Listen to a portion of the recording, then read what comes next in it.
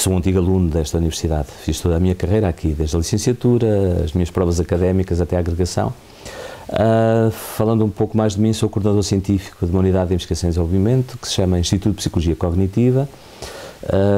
Temos vários projetos em marcha, alguns deles são da minha responsabilidade e quero agora destacar aqui um em especial, que é um projeto que nós temos sobre desempregados com mais de 40 anos. É de facto um tema que nos preocupa a todos em termos do momento que vivemos na nossa sociedade, e é um projeto que tem parcerias internacionais, com consultores internacionais. Estamos no nosso segundo ano, vamos para um terceiro ano e esperamos poder contribuir com esta investigação para a resolução, não a resolução, mas pelo menos para apontar algumas possíveis soluções para lidar com este problema. Tem sido muito grato trabalhar nesta universidade. Sou também de Coimbra, e, portanto, tenho sido muito fiel à minha cidade, portanto, em termos de vida pessoal, familiar, académica, embora, de facto, se me perguntarem uma característica, esta universidade, pelo seu caráter universalista que tem, de facto, fez-me contactar com diversos pontos do mundo. Eu penso que é uma das grandes nossas forças a internacionalização e, portanto, eu buscar força com parceiros de outras latitudes. E, basicamente, em termos de apresentação, é isso. De facto, acho que é a minha cara fazer docência e investigação. Os livros que eu trago 3 livros hoje para vos apresentar. Estes 3 livros têm critérios, podia ter escolhido entre outros, têm critérios comuns. Um dos critérios é que, de facto, são livros que me foram indicados por outras pessoas e que eu agora, neste momento, estou inclusive a indicar para outras leituras. E isso é extremamente interessante na literatura, não é só uma comunicação entre o autor e o leitor, é também uma comunidade de leitura que se faz entre os leitores e isto, de facto, é uma das forças que esta forma de expressão cultural e social tem. O primeiro livro, que tem também, relativamente aos outros, esse critério de ser um livro que não fica encerrado naquilo que diz, ou seja, permite-nos ir mais além, sermos criativos e, portanto, são livros que nós lemos, o conteúdo não fica fechado, permite-nos fazer interpretações e ir muito mais além. Como eu estava a dizer, o próprio Saramago dizia que os livros dele deviam ser lidos em voz alta, porque permitem uma encenação oral das suas histórias e das coisas que dizem, com a nossa voz, com a nossa intuição, com as nossas emoções. O primeiro livro é de Robert Fisher. É um livro, não é um livro de autoajuda, mas é um livro muito simples, embora sobre um problema muito complexo. Chama-se O Cavaleiro da Armadura Enferrujada.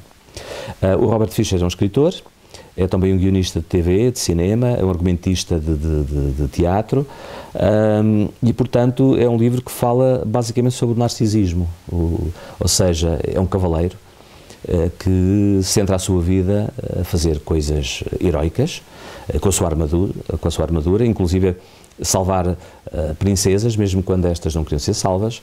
E a certa altura isto traz-lhes tantos problemas à vida que ele, quando um dia começa a ver a sua família a afastar-se de si, quer despojar-se da armadura, mas já não consegue, porque ela estava enferrujada. Então segue um longo processo iniciático com a ajuda de um mago à procura da verdade e de si próprio. Eu penso que, de facto, é um livro cheio de alegorias, porque ele, de facto, é um homem que utiliza muita imagem, muitas vezes visual, porque é argumentista, porque é guionista. É um livro de alegorias sobre o fecho que nós fazemos sobre nós próprios muitas vezes e esse abandono das coisas reais importantes da vida. Portanto, é um livro sobre o narcisismo, naquilo que ele pode ter de pior para nós.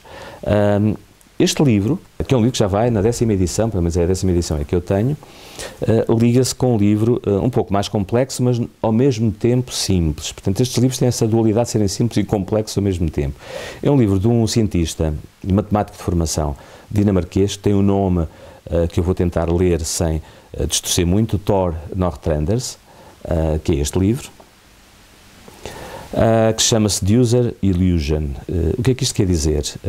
Este matemático, que é professor também de uma universidade dinamarquesa, fala sobre a consciência, no sentido que a consciência é uma coisa boa que nós temos, portanto é aquilo que nos permite lidar com a realidade, tomar decisões, só que por sermos conscientes, por vezes criamos uma ilusão. Quando usamos a consciência pensamos que temos plena posse da verdade, temos plena posse da racionalidade das nossas decisões e, de facto, este autor que vai buscar contributos de muitas disciplinas, da termodinâmica, da psicanálise, das neurociências, da ciência política, acaba por dizer que o uso da consciência pode nos levar a uma ilusão. Quando nós não temos consciência, quando estamos a pensar, descartamos muita informação importante. E muita dessa informação, muitas vezes, é processada inconscientemente e expressa através das nossas emoções. E, portanto, é um livro que nos apela para nós nos abrirmos mais à informação social, às nossas emoções, para que fiquemos mais conscientes de nós próprios e da realidade. Este é um autor que, de facto, tem falado sobre muita coisa. O último livro que ele escreveu não o li, apenas tenho referência de algumas das suas recensões críticas. O último livro que ele escreveu foi sobre generosidade humana, sobre o facto de sermos generosos e quanto isso é bom para nós e para a própria sociedade. Parece uma ideia feita, mas ele, mais uma vez, multidisciplinarmente, nos traz, de facto, argumentos para esta questão. Este livro é um livro científico, técnico, a certa altura bastante denso, mas traz-nos essa alegoria, como trazia o primeiro livro do Cavaleiro da Armadura Enferrujada. Este também nos traz uma alegoria, que é: nós, de facto, não nos podemos deixar iludir pelas aparências, e de facto, nos tempos que correm, que são tempos muito de ilusionismo social, que nos apresentam a verdade como se fosse absoluta e que nós muitas vezes não a questionamos, não temos muita consciência crítica relativamente a ela.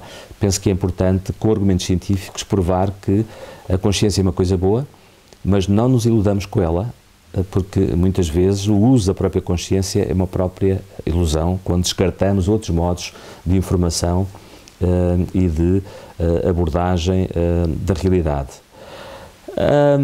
O terceiro livro é um livro que também tem critério comum, ou a escolha também tem a ver com critérios comuns aos últimos dois que eu vos falei. É um livro do David Whyte, que se chama The Art Roused.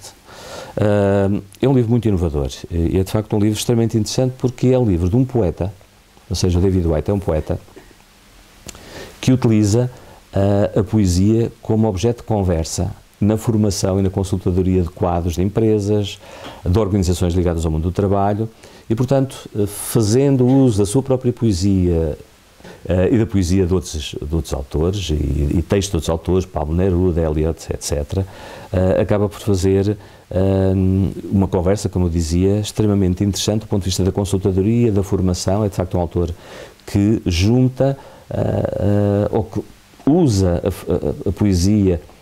Muitas vezes nós temos uma ideia muito idílica da poesia, mas aqui é uma ferramenta de formação e, portanto, é um inovador e é um empreendedor nesta matéria em termos de intervenção social. Portanto, este livro é tão denso que não dá para falar das várias poesias que ele utiliza, dos vários textos. É só para vos deixar um pouco esta ideia. Se estiverem interessados, façam uma prévia leitura do David Whyte e tentem ver como algo que à partida não tem nada a ver com empresas, nem com consultadoria, nem com o trabalho, que é a poesia, quando nós utilizamos como objeto de conversa, de facto tem esse poder de transformar a realidade. Portanto, os três livros que eu, de facto, vos apresento hoje, dentre outros que eu podia ter escolhido, tentando colocá-los aqui mais ou menos na mira da máquina, são de facto três livros que me marcaram e espero que partilhá-los e oxalá que haja depois algumas reações à leitura, se alguém pegar nos livros, que me mandem e que a gente possa conversar nesta comunidade de leitura que é extremamente importante.